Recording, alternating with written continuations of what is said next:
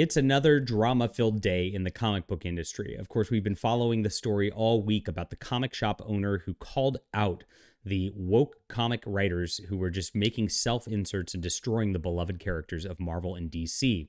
Mark Millar went out and interviewed this comic creator yesterday, and of course, he's been taking flack ever since then. It's absolutely out of control. Let's get into the news in just a moment. My name's John Delarose. I'm a #1 best-selling author and award-winning comic creator myself, been taking flack forever. This is actually a book that's banned from Kickstarter and Indiegogo. I've, of course, been blacklisted from Marvel and DC. It's because my stories are too poignant. They know they can't compete with me.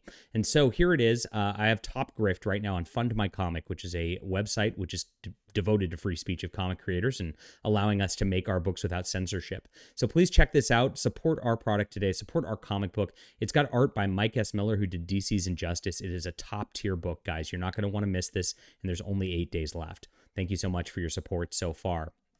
Okay, here's the story of the day. Rebel Moon comic writer Max Visaggio attacks Mark Millar's book, claiming he ripped off his low-selling book.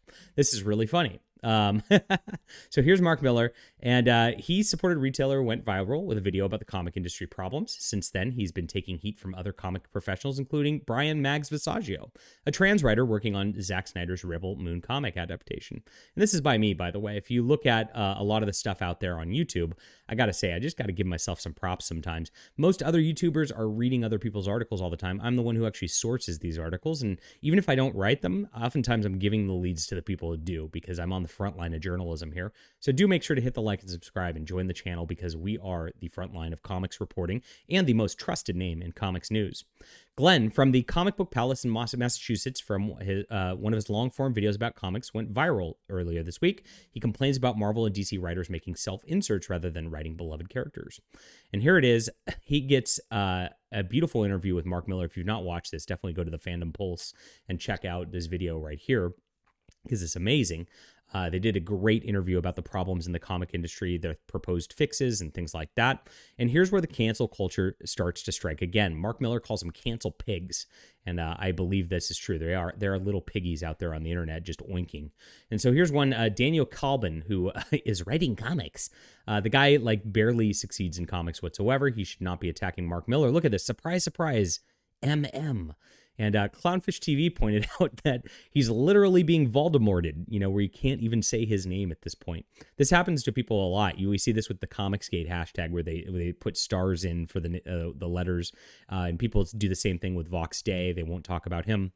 I guess now Mark Millar has joined the ranks of the evil Legion of Evil to this because he just talked to a comic book shop owner and was supportive of him.